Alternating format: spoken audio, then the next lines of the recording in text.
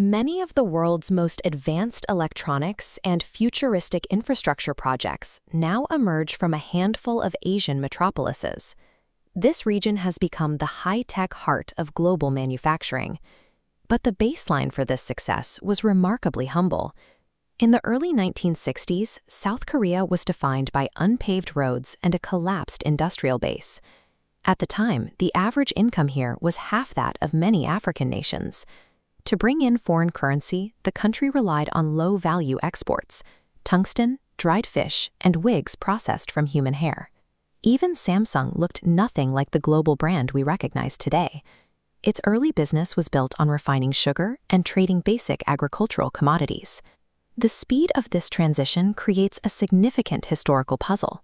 How did nations exporting wigs and fish become the primary competitors for Western industry in just a few decades?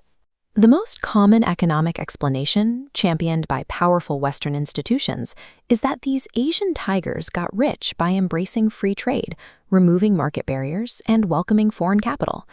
However, when you look at the actual mechanics of their growth, a sharp contradiction emerges between this official story and what took place on the ground. Their growth relied on a coordinated, state-led strategy, a series of protectionist measures that are now strictly prohibited by the very global watchdogs that oversee the world economy today. In reality, the Asian miracle was a triumph of strategic planning and the deliberate manipulation of global trade rules. The logic behind this strategy is often compared to raising a child. You wouldn't expect a 6-year-old to compete with a professional heavyweight boxer. To toughen them up that way would simply lead to a predictable outcome. This infant industry theory suggests that domestic companies must be shielded from global competitors by the state. They need time to develop their own technology and scale before they are forced to fight for survival on the open market. South Korea put this into practice by banning certain imports and making it culturally taboo to buy foreign goods. Consuming luxury imports like foreign cigarettes or cookies was framed as a betrayal of the national development effort. This protection allowed Samsung's electronics division to operate at a loss for 17 years. It survived because the state provided a greenhouse environment, allowing the company to practice reverse engineering and replicate foreign technology without facing outside competition. The government also took total control over foreign currency.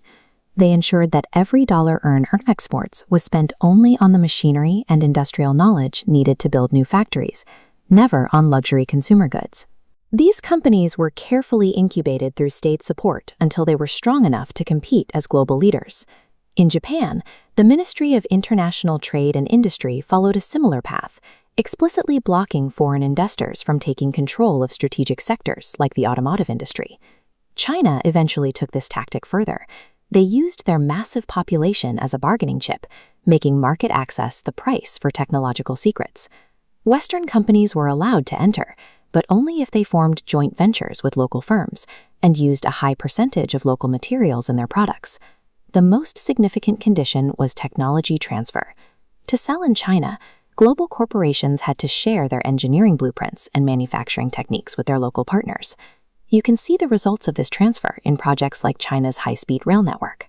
It is a massive feat of engineering, built by systematically absorbing and improving upon foreign technology. Foreign investment was treated as a classroom. It was used to teach domestic industries how to build, innovate, and eventually replace the foreign companies they initially partnered with. This strategy eventually reaches a turning point. The protected infants grow up to become the world's most dominant industrial powers.